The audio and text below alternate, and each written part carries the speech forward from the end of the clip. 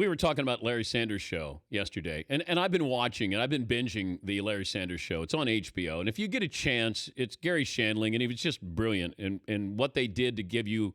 They pulled the curtain back and let you see what was happening on late night TV, and this fake late night TV host, and Hank Kingsley's on there, and Rip Torn. I mean, it's just brilliantly done, and you start to look at the credits and Judd Apatow's name's there, and then all of a sudden we're going. So 3 of the top 100 shows, like you'll find Judd involved in that, Freaks and Geeks. Rolling Stone had the top 100 shows. I said to Fritzy, reach out to Judd, see if he'd join us, even if it's just talking about Larry Sanders. But prior to the commercial break, we wanted to know what Judd would watch on TV when he would binge watch. Judd joins us now. Judd, thanks for joining us on short notice. And can you tell us the shows that you watch that are not related to the shows that you're involved in? This is a good question. I've been doing a lot of binging. I don't know how I feel about binging, and I'll tell you why. Because it's too long between seasons. So you watch your show, you watch the whole series in 2 days, and then it comes back in a year, and then suddenly, like, Narcos Season 2 is on, and I'm like, Escobar, was he a good guy? I forgot. Do I like him? Do I like that guy? Is he evil? Is the wife good? And then I forget everything that happened. I don't think you forgot if Escobar was a good guy or not. Okay. I actually was watching Season 2 of a great show called Broadchurch. And in the middle of Episode 4, my wife and I turned to each other and went, I think we watched this whole season before. But you're anti-binge watching. You know what I found? No, I'm for binging. I do it. I'm just I don't know if I should wait till the whole series is over and then just binge a series. But you know what I found, Judd, with The Night Of with John Turturro on HBO? Yes, you had to wait a week to get the next episode, and it's so foreign to us now because we're used to watching House of Cards and watching it in 3 days. I looked forward to that show because I had to wait a week like we used to do when we were growing up.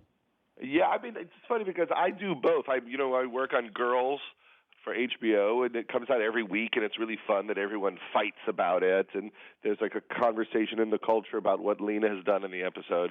And then I also do this show Love on Netflix, and I think most people watch that show in one sitting. They watch it like a 5-hour movie, which is what I've always wanted to make. A 5-hour movie. Now, do you watch Deadliest Catch or House Hunters International or Diners, Drive-Ins, and Dives, those kind of things?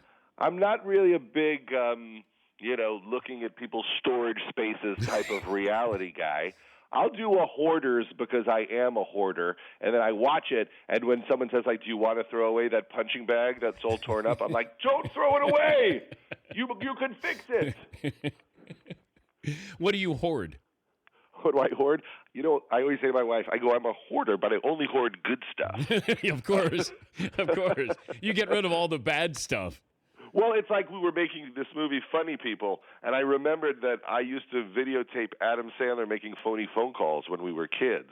And then I went in my little hoardy storage space, and there it was.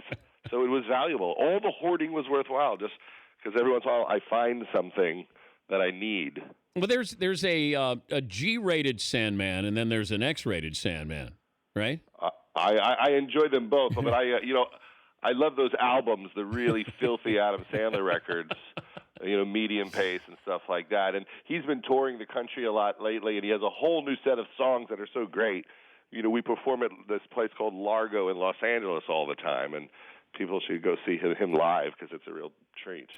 I mentioned the Larry Sanders Show, and I remember watching it when it first came on, and I loved it. Now we look back, I don't know how many years it's been, but Jeremy Piven's on there, what Hank Kingsley has done. I mean, there's been a lot of.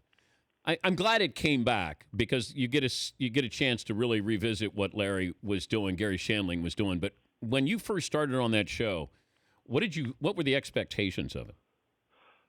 Well, I was doing the Ben Stiller show for Fox at the same time Gary was putting together the Larry Sanders Show. And Gary would show me all of the audition tapes. I remember so clearly him showing me Jeffrey Tambor's audition and saying, what do you think of this guy? Because he was thinking about someone else, but then he saw Jeffrey. And I loved Jeffrey from when he was in, and he was on Hill Street Blues as a crazy judge, and then he was also in the Al Pacino movie and Justice for All. Yeah. And I was like, this is like my favorite character actor of all time. And I remember that when the show aired, this always made me laugh. Gary worked so hard on it, and then it was the premiere of the Larry Sanders Show. There's no party. There's nothing. Gary said, hey, you want to come over and watch the show? I go over to his house. I assume there's going to be a group of people there. No one is there. It's just me and Gary alone watching the episode. But doesn't that fits who Gary was, who Larry Sanders was? Absolutely, just watching the show with me, and it was great. You know, Gary had a very specific vision that he thought everything that was happening with the talk shows was so crazy that we should do a show about the behind the scenes of it, and then it got crazier as he was doing this show. And then suddenly he was offered all the talk shows. So Gary actually turned down all the 12:30 slots because he said that he would rather make fun of it than do it. My favorite one was David Duchovny. Oh, yeah. How would you explain it? Well, I think he was talking to David about doing the show, and David said, I think I should have a man crush on you. And they just loved writing those scenes. David was really involved in writing those scenes. And then in the finale, there's this moment where they're talking, and Larry's wearing a bathrobe. And every time he leans over to get something, it's clear that you can see, his balls or something. And the company's trying to get a look, which I think came about because you would go hang out with Rodney Dangerfield, and he used to always wear a bathrobe after the show. And whether you wanted to see something or not, you were going to see something. Yeah. Actually, Duchovny's got the bathrobe on. Larry is cringing because yes. Yeah, he thinks Duchovny actually is coming on to him, and he goes to his hotel room to say, hey, I'd really like for you to be on the show. And then he has that Sharon Stone moment before the Sharon Stone moment where he uncrosses his legs, and Larry has that look of panic and disgust on him. Yes. I loved it. Now, the top 100... How weird is it that I'm getting so old that I reversed whose balls it was? and you probably helped write it. Okay, help me with the Rolling Stone Top 100. You had 3 shows in there, so Larry Sanders, Girls, and Freaks and Geeks? Yes. Now, are you allowed to vote for your own show? Exclusively. Well, congratulations. I'm putting in the Ben Stiller Show. I'm putting in Undeclared. I'm putting in Love. I got a new show that hasn't aired yet with Pete Holmes called Crashing. I'm like, maybe I already should be on the list for this. Did you consider SportsCenter as one of the top 100 TV shows of all time? That's very interesting. I thought we were in kind of a scripted universe. Well, we had scripts. Maybe I made a mistake. Maybe I could have put the Sports Center commercials in there. You like those? Oh my gosh, those are some funny commercials over the many years. Yeah, Wyden and Kennedy did an unbelievable job. And what was great is they just came in, observed us for 2 weeks, and then they left and wrote scripts. And then they came back and said, "Just trust us," and we did. I like the LeBron chair commercial. The throne, with Van Pelt, yeah. Yeah, that was a great one. Are you on Broadway, or are you doing something on Broadway?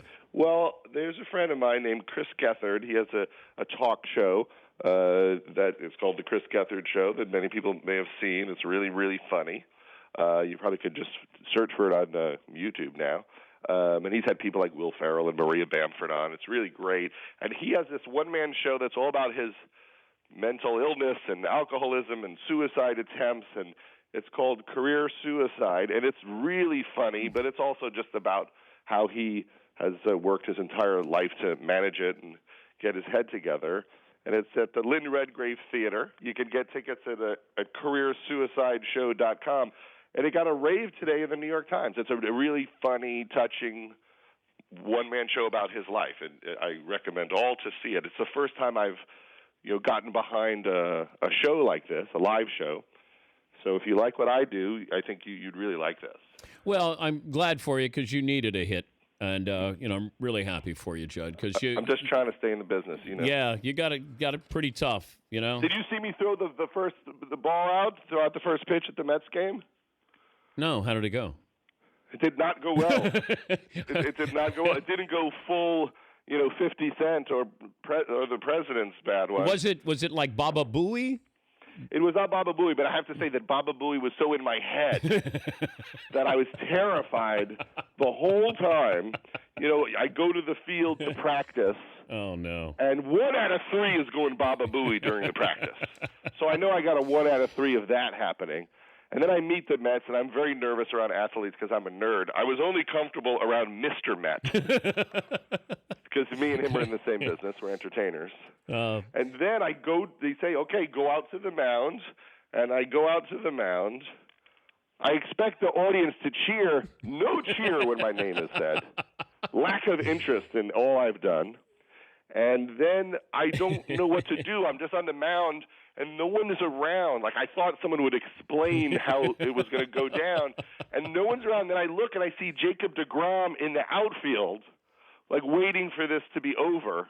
Oh. And then I run over to him to say hello, and I don't realize you're not supposed to do that. Like, he's got his game face on. He's like Ali about to fight Frazier. And I'm like, hi, I'm going to throw out the first pitch. And he looks at me like, you're not supposed to talk to me. And then I got nervous, and I just heaved it dead center, very straight. But the catcher did have to walk forward to retrieve the ball. You poor thing. Hey, good luck with the Career Suicide Show. Go to careersuicideshow.com for tickets. He's Judd Apatow. Judd, thanks for joining us. Great to talk to you again. Great. My pleasure. See you guys. The Dan Patrick Show, weekday mornings on Audience.